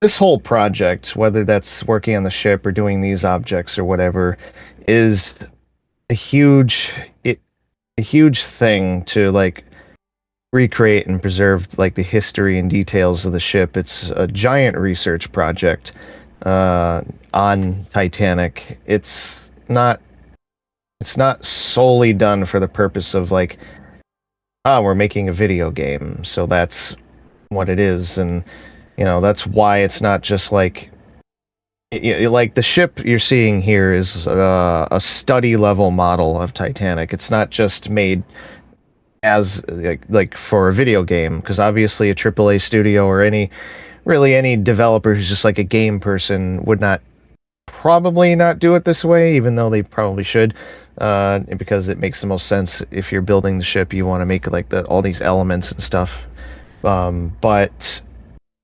like all of these things, the level of detail they're being done, and like this, the way we're doing all this, it's the way we want to do it, because that's what our area of interest is. This is, we're making it in the form of like, you can explore it and run it, and it's a video game, sure, but it's not, the way that it's being done isn't necessarily the way that like, a developer would normally do it. And because at the end of the day, this is a giant research project. And I feel like that's something that's gotten lost. And that's why a lot of people get confused when they see certain things getting done, and they're like, why are they doing this? Yeah, if you want to explore Titanic the way that Titanic was, you have to focus on what THG is making versus other. I'm now a fan of every Titanic recreation project, whatever that's out there that anyone's working on. But like certain ones, they're obviously made with love, and some are not made with love. But if you want to eventually see Titanic as accurately as possible, the way that the people who were there saw Titanic, down to the people are asking the piping, the duct work, the rivets, not every rivet, but most things, if you want to get that sense of 1912, you got to put the research in behind it first. And we have a great research team staff, that are scouring archives. We have connections. We have a agreements relationship with RMST right now with getting information from recovered artifacts. Anything, whenever we want info on a certain artifact, I just ask someone at RMST. Even though they're always bogged down with things, they usually get back to me always pretty quickly. So we can figure out like the specifics. So we are like rebuilding Titanic as closely as possible. I've been saying that for 20 years now. It feels like, but Yeah, if you're looking for a ship that sinks that you can explore, I'm pretty sure there was a Call of Duty zombie game from maybe a decade ago. You can hop on into that. That probably used THG stuff. But yeah. Yeah. And there's there's also obviously Demo 401 and eventually Project 401. That's still, I'm not going to get into that right now, but we still want to do it, obviously. It's just the alpha's been the priority at the moment to get this. Yeah, ready. we were focusing on Project 401 for a while, and that was getting us really excited. But the moment that it became like, I remember there was just a day where Kyle was working on this, and Derek and I might have been working on Project 401, and it just, somebody suggested like, well, what's stopping us from kind of focusing on THG for a while? Because like it's really looking in a good place. If we kind of put all of our focus on it, we could be putting out an alpha soon. And like, the Project 401 was great while the THG struggles continued. But anyway, there just came a point where it was like, well, why don't we focus on the thing we should focus on? And so Project 401 has taken a bit of a back seat. But I think for good reason. This is what we've always dreamed of doing, and Project 401 will happen one day. And I, even if it's just like Derek and I finishing it, because it's something that he and I have worked on for a while and really would love to see come to fruition. But at the same time, if THG's alpha gets far enough along, and it's like, man, we could we've already talked about like, maybe something that we planned for Project 401, we could implement it into the alpha right now. And I don't know, maybe they kind of mesh together in a weird way. Who knows? We'll see. But the main goal is THG anyway. Project 401 set up to the side at the moment. Derek is still making progress on it. It's just a difficult project and it's a testament to why we're doing this, because of how difficult some of the work is on Project 401. It's a hard game to make work, given how old it is. But we'll see. Okay, we have 30 minutes left, so let's make good use of that time. Pretty things, going through doors, going through waste baskets, going through lights, fixtures, going through deck chairs, going through regular chairs. Yay, we looked at the updates. There's going to be a whole video about the upgrades, the models that Daniel has made. Daniel made this. I think this is Tom. This is Daniel. This is Daniel. This is Mateo. This is Daniel. This is Daniel. This is Daniel. This is Daniel. This is Daniel. This is Daniel. This is Mateo. Hooray. Okay, I'll go back to the ship. Okay. So we're running out of time. Okay. We're back on the ship, guys. Welcome to Titanic.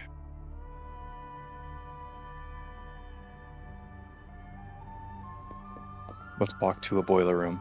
That's the wrong side. Yeah. Of the so ship. one of the fun things that I like to do in the alpha, at least, is I like to sit with my deck plans that my copy of Matt's deck plans that I have on my wall.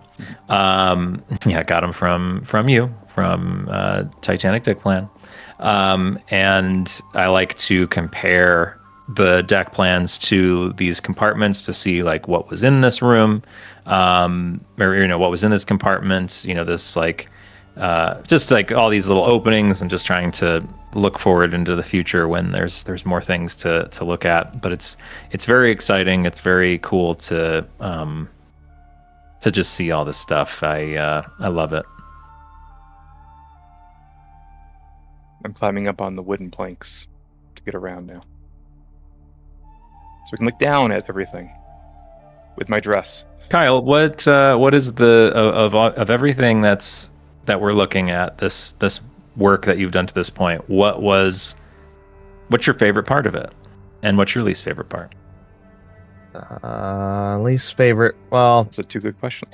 Maybe the most and least favorite so far is the areas at the far stern around the why are the beams missing here. Oh yeah, I noticed when you were down on the tank top, I was like, it looks like the beams on whatever is that E deck are missing. Yes, I'll look into that. It might be a data layer thing or something. So yeah, there's okay, yeah. I'll look into that, and then hopefully I can fix that in the next build. Yeah. Anyway, yeah, it's probably a data layer thing. Yeah, the area at the stern around like the shaft tunnels, because of how complicated the steel is. If you want to head back there, Yeah. I don't know. There's not much reason to hang around these upper areas, these planks, but yeah, it's you can just jump. Anyway, yeah, so that area is pretty interesting, and it's kind of illustrative of why it's important to make the structure of the ship like this, because as we've said before, a lot of the ship is either entirely bare structure, or it's mostly exposed structure, or it's at least partially exposed. Like even in most first class like cabin areas and stuff, there's beams that are open on the ceiling, and the steel plates as well for the decks open below.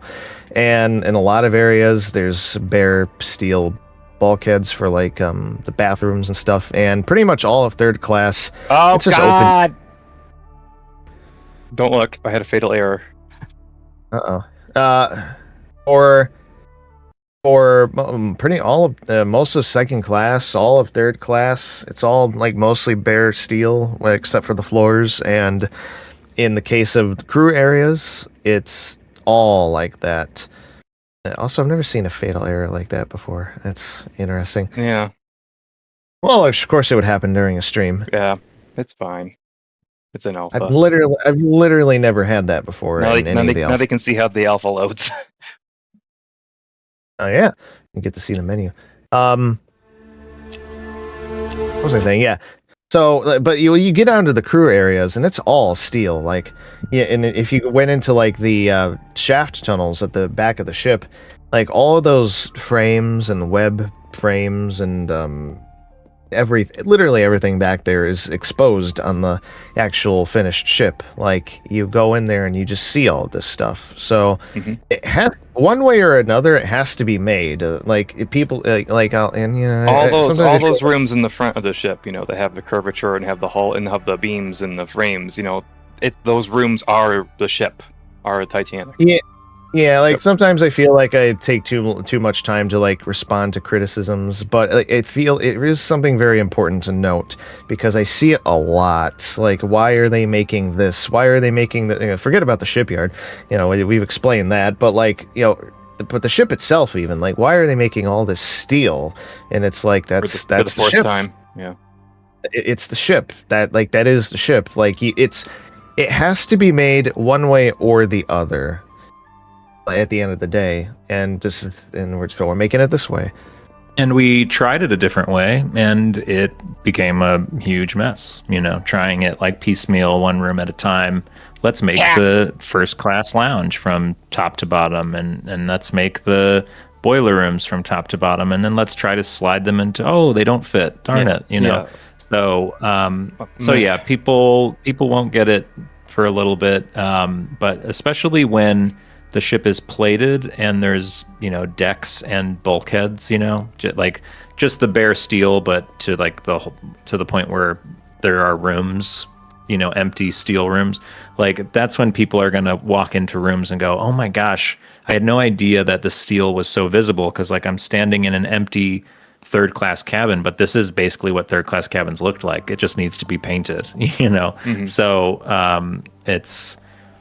it's very, just look up any photo of Titanic, and I defy you to to find an image of Titanic where there isn't steel visible, or there isn't an element determined by the steel behind Especially it. That part, It's even first class rooms are. You can see the steel in the Cafe Parisien on the ceiling. In every first class room, there's joinery around the beams, but you can still see the beams. There's the steel is everywhere, so we have to do this. Like there's a photo taken on C deck of the grand staircase, and you see, if you look at the ceiling, there's on Olympic. If you look at the ceiling, there's one section of ceiling where the beam, like the coffers in the ceiling, are one side is narrower than the others and one side wider than the others. And why is that? And then you look at the iron plans, and it's like, oh, there's a beam in there that's reversed. It's facing a different direction, and that's why the woodwork is altered in this area. And like, sure, you might think that's not super important. It's not the most important thing in the world to get all that, but it's interesting and just another part of this giant research project that we have going, where we can build the steel of the ship and be like, oh, so that's how it's going to affect here, like room. This isn't probably the exact spot, but you can see here the beams are in the the channel beams that are like this sideways U or L, the top. They all facing one direction, and suddenly this beam right here is facing the other direction, and they continue. And sometimes that happens for various reasons when they change directions of a beam. There might be a steel bulkhead there. It might be the end of a casing. Usually it's when there's a steel bulkhead where the beam needs to butt up against it or something. Yeah. So they need to change direction, things like that. I wonder if people who are confused by this sort of thing, like why are you doing this? Like, no one finds this interesting. I wonder if those people have just never had a hyperfixation before.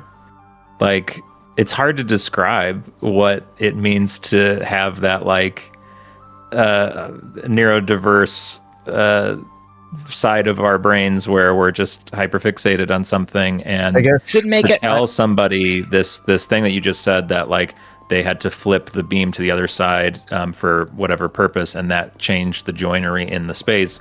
For a large portion of our patronage, for a large portion of our community, that would fascinate the hell out of them, and they think it's so cool. But I can see sort of normal, neurotypical people being like, the cat is going to explore Olympic and Titanic. She's walking up the ramp, just so you know. Two things. One, I guess this Titanic hyperfixation and glory. I didn't like that.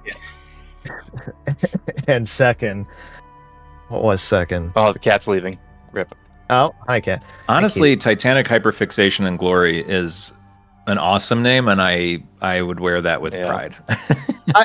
I will say that while this kind of level of fixation isn't necessarily everyone's cup of tea. It's not necessarily everyone's cup of tea, and you could say that it is quite niche. I don't think that it's as unpopular as you would think. Like I always think whenever somebody says nobody cares about this or everybody wants this, that's just not true. People just like to think that everyone shares their view. I think 90% of people don't really care either way and are just happy to see things and more than you think. Yeah, people are responding also to passion. You know, I think a lot of Titanic people would find that like most of us were probably like the Titanic kid in elementary school, and maybe some of you are currently, and there might be friends that you have who don't get it. But there will be other people who don't have any interest in Titanic, but they just think it's cool that you're so passionate about something. You know, that's just something that I think we run into a lot. There are people who listen to my podcast, for example, who are not Titanic people. They're drawn to a project being made by someone who cares deeply about something, and they know what they're talking about or whatever. So yeah, I agree, Kyle, that it's not that if you look at the Titanic Honor and Glory fan base or player base, it's not just going to be autistic people or neurodiverse people. It's not just that. There's also people who just respond well to passion and good art also. I love that this project is like the antithesis of like an AI project. I think somebody who wants to use AI to create a video game or whatever, they're literally the kind of person that would only cut corners, that would only do things that make sense to their budget, that would only do things that would happen quicker so it gets out so they make money now. Slop, eat up the slop. That is that kind of thing. This project could you not can tell be it's been more... a topic right now for the THG team. Yeah, exactly. Sorry. Yeah, AI has come up so many times, and I've brought it up each time. I'm very, very passionate about it. But yeah, this is the antithesis of that. We are doing a few things that might be considered unnecessary, and we take pride in that, actually. And and that goes for like I said before, a proper game developer, like your EAs, your whatever's, your Rockstars, any like big developer, any experienced developer would not ever do a thing like this in this way. No, none of them would ever make the decision to, we want Titanic for our game. I know what to do. Let's make the steel. None of them would do that, and that's what makes us unique. And you can disagree with that, and you can think that that's stupid, and you can. But, at the end of the day, this is the way we want to do the project, and that includes the shipyard, that includes whatever we do. Like, that's just kind of how it is, and we have to be unapologetic about it, in my opinion. And we have to just work on it. And I'm not super concerned. Like I said, it's, I think most people are fine with it. I think most, it's like whenever you see like somebody who talks about like a conspiracy theory and they're like, everyone knows that this thing was an inside job, and in reality, like nobody knows that. They have like 100 people who know that, and they talk to those 100 people, and then that's it. But in reality, most people don't know that or think that and care. And I think that's like that with like some of the stuff you see about like THG. People, like everyone knows this, everyone thinks this. No, they don't. I saw a great question that somebody, as we go over and look at Nomadic, I love seeing Nomadic, it's so cool. Someone asked, is it accurate that the horizontal beams are made of wood, or is that just a placeholder? The little beams that you're walking on, those are just there so you can walk on the ship without having like the deck plates there for the time being. But we will point out, as you can see in the hull on the tank top, and you can see in photos from Harlan and Wolf, they did use like essentially like tree trunks, like big wooden telephone poles, but thicker, to hold things up like temporarily. So you can see there's a great photo of Titanic's grand staircase. It's taken on like sea deck, and you can see the deck is being held up by a bunch of tree trunks, essentially. And it's very cool to see that. So while these are placeholders so you can walk on the decks, it is it definitely is in line with the tradition at Harlan and Wolf. Yeah, when I cut the openings and the beams, I'm going to add some wood props of like logs holding up the beams, and that's going to look that's going to look way That's the word I was looking for. Logs. It's going to look really cool. As the ship goes up, maybe they were talking also, and I wanted to ask this, the horizontal beams that sort of delineate the decks, maybe that's also what they meant on the sides of the ship. Where is that part of any history, or is that not? What about it? What do you mean? The like longitudinal wooden beams that are on the shell of where the shell would be. The plating. I swear I saw stuff like that in the photos of the construction. I have to go back and look, but it's nice to have it anyway. I put them there partly as a way of like having a logical visual way of having the ship all together. Nice. It works, I think. Remember, we're not doing we're not like replicating in real time the building of Titanic and Harlan and Wolf. We're doing it our way. So whatever shows, whatever illustrates, whatever gets the point across. I have never used the free game before, so this is just standing right here or flying right here. It looks really pretty to me, and I enjoy it. So sorry. Such a fun thing to do. I just remembered I did like collision blockers for people walking on the ground, but you can go anywhere with the free cam right now. So I guess I'll go explore the rest of Belfast or something. I'm gonna become Superman and look at the whole thing. I'm gonna look at all of Belfast because we're making all of Belfast.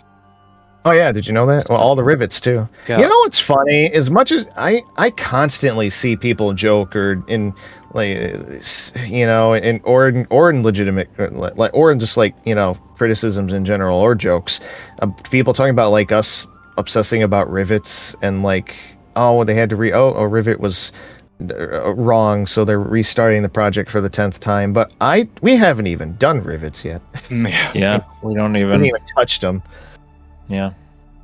Someone asked a question. They asked me specifically, "What's your favorite demo you worked on?" And I think you guys should answer that as well. They said they like Demo 3. Demo 3 is the only demo. Well, I mean, I guess I worked on Demo 1 as well, but you did. Demo 3 obviously is the most fun for me. That was my first project I ever worked on with THG, and the only thing I did for it was I did that terrible British accent for demo. Toot Young Man. Yeah, it's good old Robin. So yeah, so that was a lot of fun because that was like the first time I felt like I was really involved in something THG was doing. It was quite an honor to do it, and it was very, very fun. I couldn't even play the demo on my own computer, but I could watch other people do it.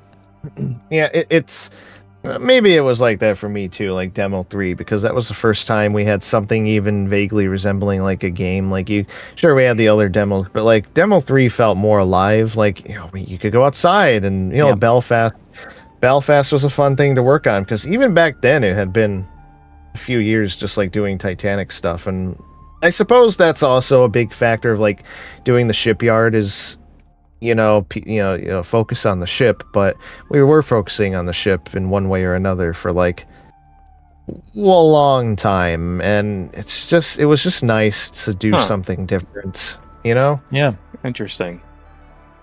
These fellows are interesting. I don't know what's going on there. Oh, you're gonna really like this one guy. Well, the Backrooms movie was very popular this past week. So, oh my god, I don't. You know what? Maybe I'm gonna get rid of these guys for now. I don't know, but they're being weird. They're being weird. Maybe it's is it happening on the other side? Are there guys embedded in the sidewalk on the other side? I'm checking right now. No, I don't think so, Kyle. I think it's just right on this area, and then there's a big group of people who are just kind of stuck, like trying to leave and they can't leave. I might have an idea for how to fix that. Oh, I think there's just like NPC after NPC building up over here. Oh, I can't move. That could be. I'll try a couple of possibilities and to troubleshoot that. But Lieutenant Dan NPCs. Oh my god! All right. Oh, no. Inappropriate. Oh, okay. So we've got 15 minutes left. I'm keeping everybody on track because we've got to run. We have a hard out. One quick thing, maybe the last time we should bring this up. Are your principles against AI mostly art, design, modeling related, or coding also? I'm a software developer, and they're basically making me use it for coding. Oh, I'd like to say on that, if your workplace is forcing you to use AI, there's like my work does, honestly. I'm very grateful at my job. They give us the things to use. They don't force us to use it. They know it's very hard, because my day job is something that will be replaced by AI one day. Like it's pretty far down, not pretty far, maybe a couple years down the line.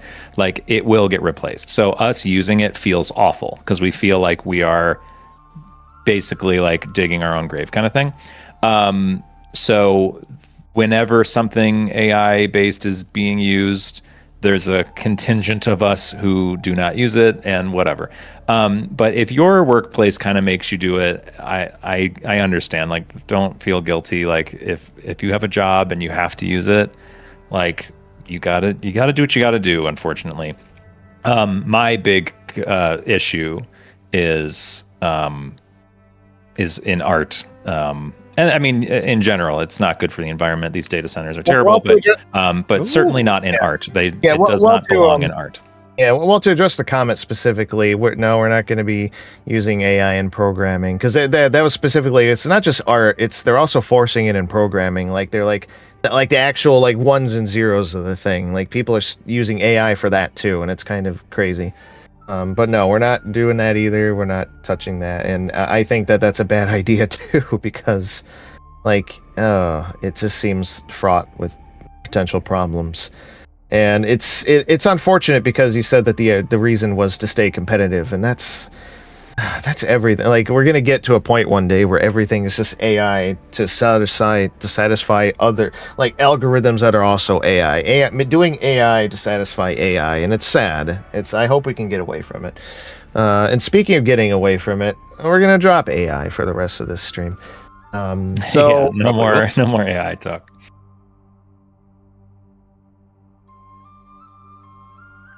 So there's going to be I'm like I said, I'm working on more beams extending fore and aft for the decks because we need those. So there's no way this would be supported right now in real life.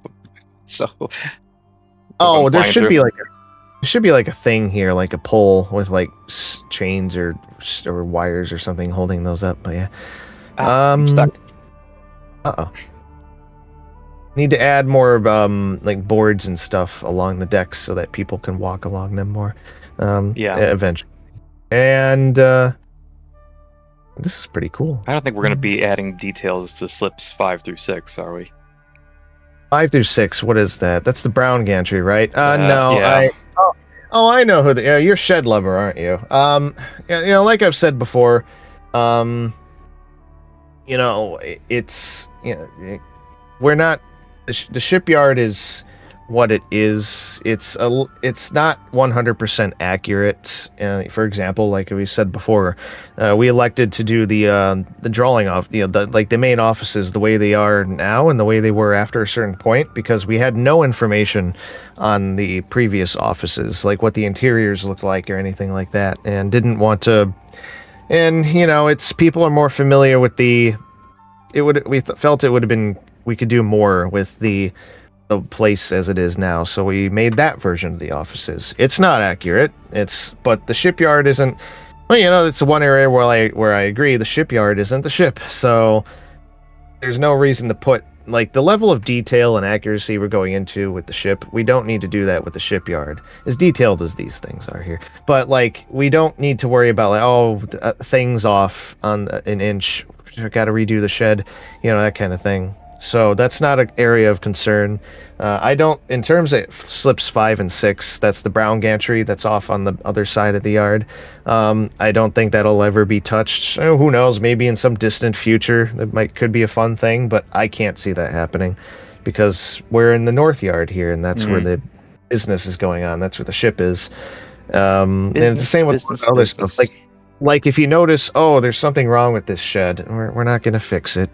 It's what it is. Like the shipyard, like it is cool, it's important, and I did what I could to like make it as accurate as possible within reason, but like it's not like the most important thing in the world. This is just like it's the shipyard is like the book and the covers and the pages, but the most important thing is the text we're putting in it and the pictures. That's actually a really great analogy. I love that. I have found the cat. You're at least in the part of the stream I'm seeing, you're in that shed that has those gigantic models of hull pieces and like the rudder post, whatever it's called, stern post.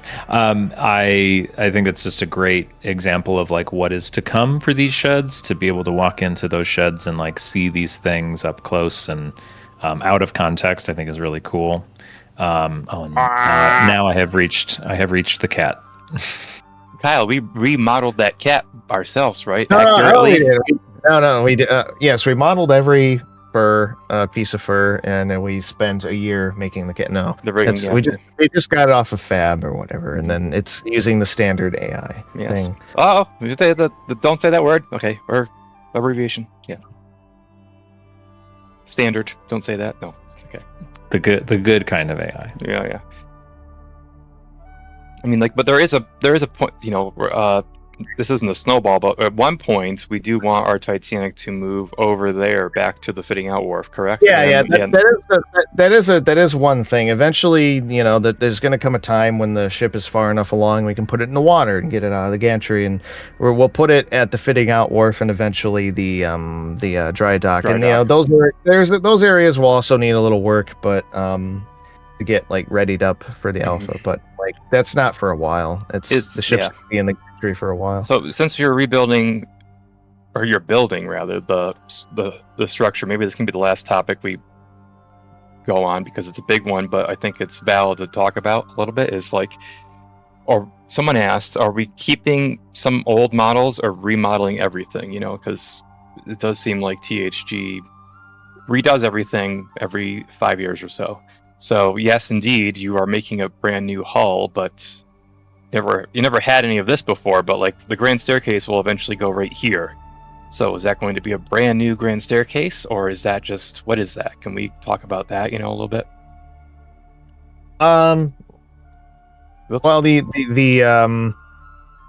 mean, it's going to see so much in terms of updates that honestly probably will mostly be a new staircase, because like the paneling has to be, like Matt, you modeled the staircase, right? I unfortunately did, yes. Yes, is that good? Do you believe that it's good enough? Like every 10th element of it is okay enough. Excuse me. I think there's so many aspects that I see. Like the ironwork, which I didn't model. I believe you modeled, Kyle. You redid. Even today, it just looked like a blocky mess. And I know that they're not like fully optimized. They're not going to. Grand Staircase itself had a lot of shear because of its location too. So it's a messy question about how much gets reused, how much gets updated, how much gets redone completely. I'm not even sure that the question matters at the end of the day. It's going to take whether it's made from an existing model or done or updated or done from scratch. It takes the same amount of time. In my opinion, I think so too. Yeah, because even if we took like the old, I'm losing my voice. If we took the old Demo 3 or Demo 401 Grand Staircase, took like just the paneling, oh dear, and tried to just like manipulate it to fit in with our new hull that you're making, I think like at the end of the day it would be just the same amount of time, arguably less or more, to just put that paneling in. It's not like not like the entire ship is the first class lounge type of paneling, it's like the paneling, like take the grand staircase that's in Demo 3 right now. The paneling needs to be updated in terms of the level of detail and also the way that it's UV mapped and textured. Like, because the way that it's textured in Demo 401 right now is really, really dumb. I don't know why we did it that way. So that has to be redone. But if that's redone, you have to basically delete all the paneling except for a few panels, redo those few panels, and then replace them, not just around the rooms, but also adjust each one for shear and camber. And that's, even though you might be like those original elements are being made starting with what we already made before, we're essentially redoing 90% of the staircase anyway, because that's just kind of how it has to be. Luckily, what about like an isolated model of something like a chair? Like what about? We have a lot of stuff like that is actually stemming from like existing models. Like we're having models update them. So like chairs and wash basins. I think Vicente. Yeah, a great example is Vicente. Exactly, Kyle. Right now he is working on updating the details on the grand staircase chairs, those blue plush chairs. He's not redoing the entire thing. There's always been, since the first demo that had those chairs, and never since, they've been missing carvings on the legs. They've been missing like embroidery details around where the wood meets the fabric, and in those chairs were done, I think either I made them first and it's a story of THG. Someone makes something in SketchUp and then Kyle fixes it up. And that's why it's taken so long. But like they've never been like optimized or like made as accurately as possible. And so little chairs like that, some we use as a base model, and then the modelers will fix it up to make them clean and function well in the final THG.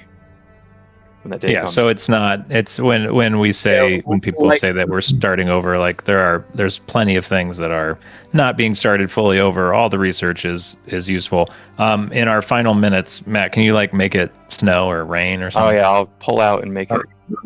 Change the weather. But yeah, I mean, another thing too is we have the advantage of all that work that is behind us, because we can use things at bare minimum as reference or as starting points. Like we have these bits of paneling and the staircases worked out and modeled out, so that makes it easy to either reuse them or update them or whatever.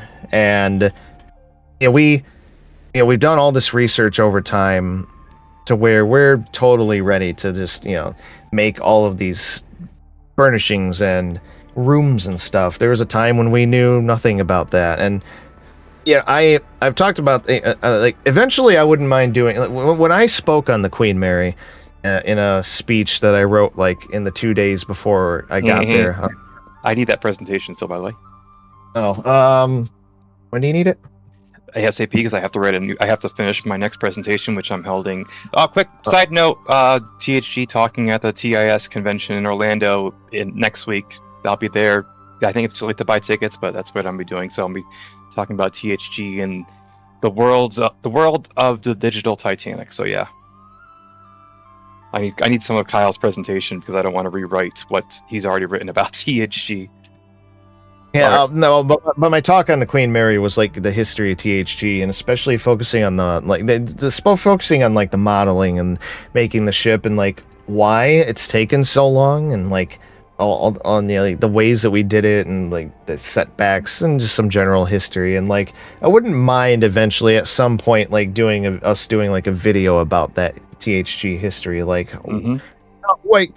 what were the stages of making the ship? What were the setbacks? What were this and that? Why did these things take so long? And one of the big things about all that, though, is just the fact, and I've talked about this before, is that it wasn't until like when we first started this, we had very little in terms of research. I mean, what did we have? The Ship Magnificent. We had some books. And a couple of books and some CAD plans, and that was about it.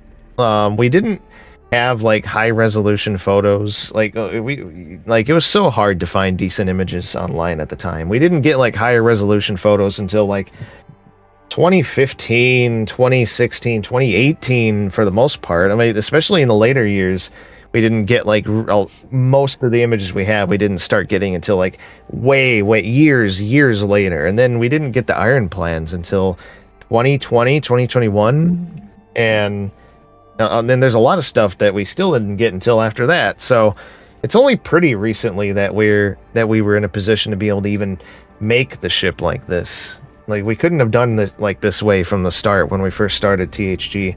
We were not at all prepared for that, and we didn't have the material available to us to do it. So it's kind of why something that I would like to say, but I don't speak. Well, I guess until now is because I don't know how it sounds. It's just the fact that, in a way, THG started like a couple of years ago. Like it's felt like that way for most of the team because I mean, aside from the two of you, and a handful of others, I suppose, but you guys have been around forever. But a lot of us really just got involved on a serious level in 2021, which it's still 5 years ago. It's a long time. But honestly, And I've unfortunately like had to think about this a lot. If I could do anything different back in 2021 when we changed direction, a thing that we could have done, we considered it, but we decided against it because we wanted the continuity. We didn't want to like completely abandon all the momentum that was had, but would be to just like change, announce that the game is done. THG is dead, and then just start a new Titanic project under a different name, because that's how this has felt ever since. And a lot of the things that has caused us a lot of headaches is our attempts to keep the previous era of THG like part of it, and like trying to honor all these promises, and then like the darkness of that era following us around. It's just it really has, like, if this project came out after the last 5 years of development, it still would be like that. This is a long time. But like, Kyle, you started working on this Belfast model like what, a year ago? Well, I mean, this environment, maybe 2 years.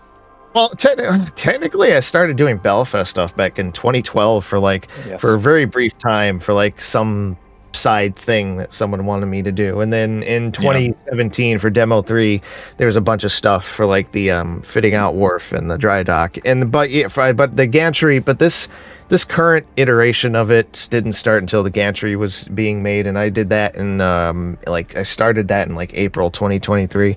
And then there's been like several bursts of work on Harland and Wolff, and now you see it here the way it is. And but yeah, but yeah, you talk, in a real way, THG, it has been frustrating because, and I've been sitting here responding, and I realize we're out of time already. But the one, I guess, a parting note is that, I feel like I've been spending a lot of time responding to criticisms or something. But it is unfortunate that basically this project has effectively been around. I mean, if you want to count Lost in the Darkness, that started in like 2008, and then THG proper like over 12 years ago. And that's a long time. I get why people are so upset. It's a long, long time. The only other people I can think of who've done it as long as us is Star Citizen, and they get way more than us in terms of flack because they're bigger, high profile, and they've raised so much money. I think it's up to $1 billion. It's $1 billion, yeah. Yeah, so, but hell, I'm even sympathetic to them because I understand it. I understand wanting to do a project your way and wanting to do something, and something that maybe other people don't see your vision on. And so I'm sympathetic to Star Citizen, actually. Mm-hmm. But it's been so long that I get why people are upset, and if I could go back in time, and just warn myself, hey, try to make things happen differently, or try to, I don't know, something like that. It'd be nice to do, because it's unfortunate that whatever we do now going forward, it's until the ship is done, until there's some point where we can say game's out or whatever, we're gonna catch a lot of flack for a lot of things, and it's just kind of how it is now. Like, there's always going to be the comments about this or that, and there's always going to be these sentiments, and there's not really anything we can do about it. I feel like even if we do focus on, like, a big part of the pushback lately, if like that one video, every comment was, it was like, why are you guys doing the shipyard? Even if we tossed out the shipyard right now and focused on the ship, it would then change to, why are you guys doing the ship this way? And no matter what we do, I feel like it would just, it's just kind of, we're stuck with that legacy of THG, and we just have to push forward and do it. Yeah, and that's why we have a policy in the last 5 years of just focus on our work, let our work talk, do our talking, and we'll just keep working. That's all we can do. We're doing our best. We always have been, and I think most people understand that, and we're gonna keep going. That's why, and that's like the nice thing to take away from the years of this project is there are a lot of video games being developed that have been in a bit of like a development hell. And at any moment, you're expecting them to be announced that they're canceled. Like any game out there that's like, even Grand Theft Auto. I mean, obviously we know it's going to come out this year, apparently. But like, if tomorrow Rockstar announced that it's not coming out, I wouldn't actually be that surprised. Like, that's how the industry works.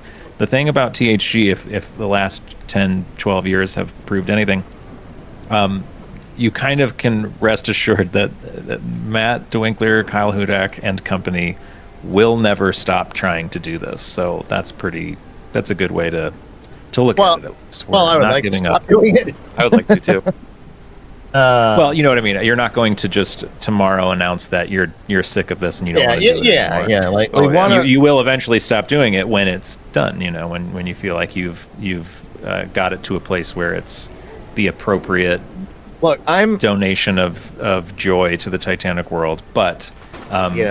Short of that, you're not going to just up and leave. Look, when I first started working on this as Lost in the Darkness, I was like, 20, 21, something like that. Yeah, 21, I think. And now I'm 36, almost 37, and it will. I want this done as much as anyone else and as soon as possible. But I won't sit here. I won't sit here and lie to myself or anyone else that it's going to be done tomorrow. But I would. I want this to be done. And so we can move on to other things, whether that's a sinking or a story or something, or another project entirely. Hello Olympic, like Titanic, that kind of thing. Project but 433. It would be nice to do something else, and I guess that's why the shipyard has been again a thing. It's because otherwise it's like doing Titanic itself for all this time. Yeah, it makes it. Well, with that, thanks for joining us, everybody. This was fun for the first time in our company's history, we actually did like a live stream of Titanic Honor and Glory, technically, that's pretty cool. So more work to come, more updates to come. You can download this, not this exact build. And in fact, it looks like we have some little things to change to make this build better, but there is a build online right now that you can download right now and explore. Very cool. And we will, how often are we going to do these streams, Matt? I know it says bi-monthly, but does that mean twice a month or every other No one month? knows what it means. It's every other month. Okay, cool. I feel like that will make it so we'll actually have like updates. We won't be like struggling like what are we going to show twice this a month would be nuts. Yeah. I think it's cool. What we wanted to do back in the day, where like, we're going to have like every week as live streams. Like that's crazy, but yeah. Yeah. I don't know if anybody's gone back and watched that April 2021 live stream when we announced our change of direction. There's some really funny things. Like we were very optimistic. We were very excited. Oh, and Andy sent the link to the alpha, by the way, everyone. Thanks, Andy. Oh yeah, thank you, Andy, because I lost my pasted link. Oh, by the way, hopefully we have to head off now. Actually, we have to cut abruptly because we got a meeting and we're 10 or 8 minutes late for it already. With someone who we hope we can, if we're able to, hopefully we can maybe get somebody to help us with socials and stuff very soon, and then you'll see a few more updates more than usual. Yeah. So that'd be nice. Cool. All right. Thanks to Matt and Kyle and to the whole team, to everybody who's worked on this and contributed to this. It's wonderful. More incredible things to come, and we'll see you in 2 months. Yeah, thank you everyone for your support and patience. Yeah, of course. And have a great day. Take care, everyone. Thanks. Bye.